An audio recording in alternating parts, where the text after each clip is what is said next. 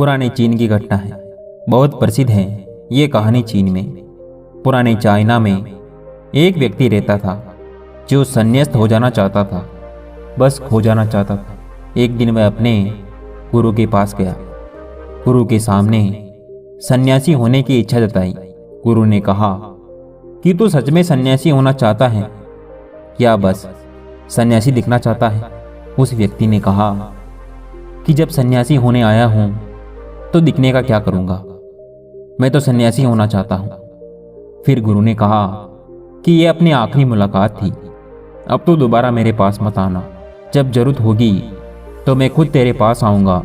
इस आश्रम में 500 सन्यासी हैं। उन 500 सन्यासियों के लिए तुझे चावल कूटने का काम करना है। ऐसा कहा जाता है कि वे सन्यासी अगले 12 वर्षों तक चौखट के पीछे एक हल्के अंधेरे कमरे में बस चावल ही कूटता रहा। 500 सन्यासी थे उस आश्रम में, बस सबके लिए चावल कूटता। सुबह उठता, चावल कूटता रहता, रात थक जाता और सो जाता। ऐसे ही 12 वर्ष बीत गए। वह फिर कभी दोबारा गुरु के पास नहीं गया। उसने भरोसा कर लिया था कि जब गुरु ने कह दिया है कि जरूरत पड़ने पर वह खुद आ जाएंगे तो बात ही खत्म हो गई। शुरुआत में तो उसके मन में कई तरह के विचार चलते रहते, लेकिन जब पूरे दिन चावल ही कूटना है तो विचार करके भी क्या फायदा। धीरे धीरे उसके मन से विचार भी विदा होने लगे। वह बस सुबह उठने से लेकर रात होने तक चावल ही कूटता रहता। जब गुरु ने कह दिया था कि तुझे चावल ही कूटना है तो बस सारे प्रश्न ही खत्म। गुरु ने कहा है तो सही कहा होगा। 12 वर्षों तक चावल कूटते कूटते उसके मन में विचार आना ही बंद हो गए। मन एकदम शांत और खाली हो गया। ना कोई विचार, ना कोई उलझन, ना कोई अड़चन। सीधा सा काम, सुबह उठना और चावल कूटते रहना, रात होते ही सो जाना।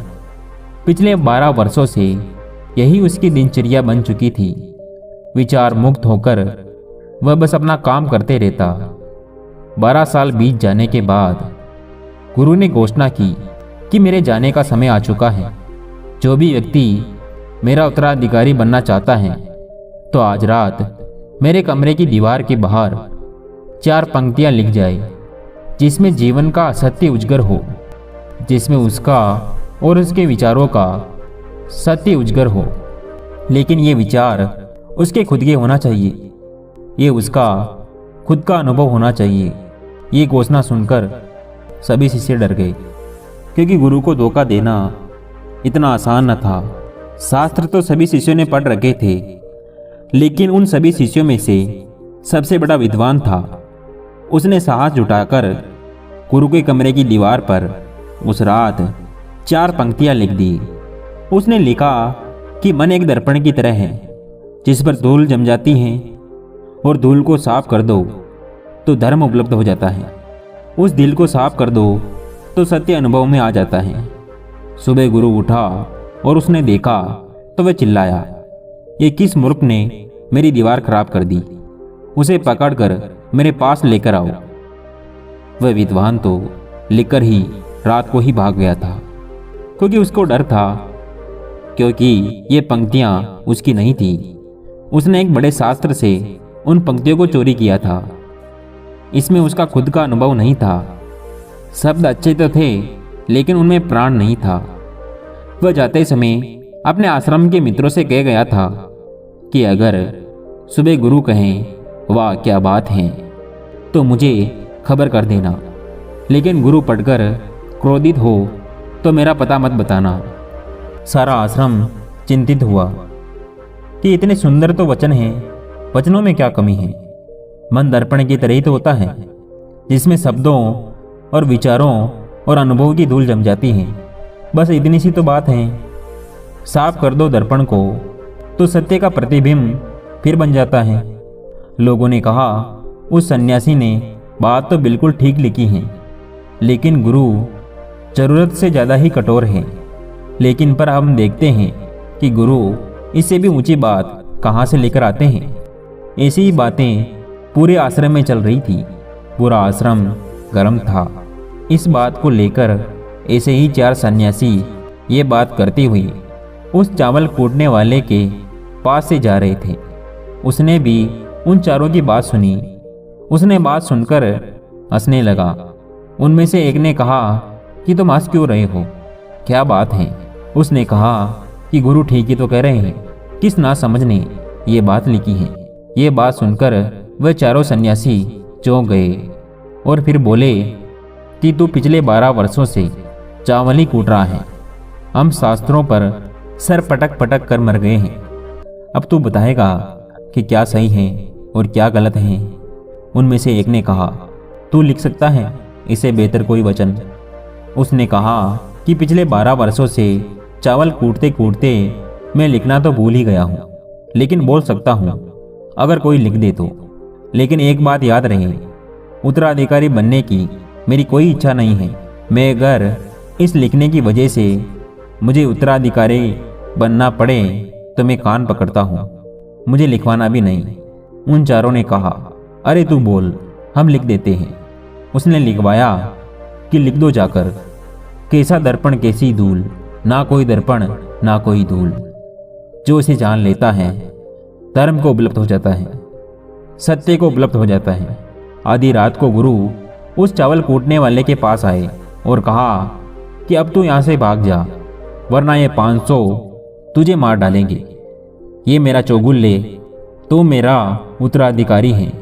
तू बनना चाहे या ना बनना चाहे, इससे कोई फर्क नहीं पड़ता। तू मेरा उत्तराधिकारी है। मैंने तुझे ही अपना उत्तराधिकारी मान लिया है। अब तू इस आश्रम से भाग जा, क्योंकि ये तुझे जीने नहीं देंगे।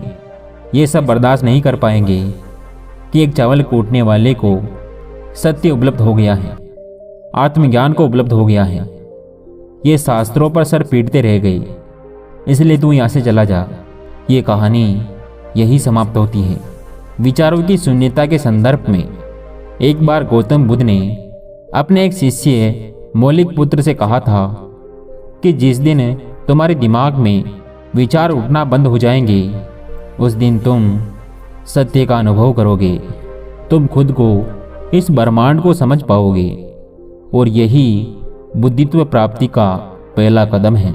तो दोस्तों, मन को शांत करने का तरीका बौद्ध ग्रंथों में बताया गया है और वह है खुद के विचारों पर ध्यान देना। अंदर क्या चल रहा है, कैसा विचार उठ रहा है, इसका बड़े ही सावधानी से निरीक्षण करते रहना। पर इसका मतलब ये नहीं कि हम अपने विचारों को दबाना और उन्हें रोकना शुरू कर दें। अगर आप ऐसा करोगे तो विचार का फैलाव तीव्रता से बढ़ेगा। आपको सिर्फ अपने मन को देखना है। मन भटकेगा, बार बार भटकेगा, लेकिन जैसे ही आपको फिर याद आए कि आपको विचारों का निरीक्षण करते रहना है, तो आप तुरंत फिर से विचारों पर ध्यान देना शुरू कर दो। शुरुआत में आपको काफ़ी परेशानी आएगी और मन बार बार भटकेगा, लेकिन कुछ दिनों बाद आप देखेंगे कि आप काफ़ी लंबे समय तक अपने विचारों को देख पा रहे हैं। हर तरह के अच्छे व बुरे विचार आपके मन में आ रहे हैं, लेकिन आप विचारों के साथ कोई छेड़खानी नहीं कर रहे। धीरे धीरे आपके मन में विचार उठने की तीव्रता कम होती चली जाएगी। अगर आप इस प्रक्रिया में और गहरे होते चले जाते हैं तो आप पाएंगे कि आपके मन में विचार उठना ही बंद हो गए। अब आप बीते हुए कल और आने वाले भविष्य की चिंता नहीं करते। अब आप वर्तमान में जीते हो, जो अभी इस समय आपके सामने है। आप केवल उसी पर अपना ध्यान केंद्रित करते हो।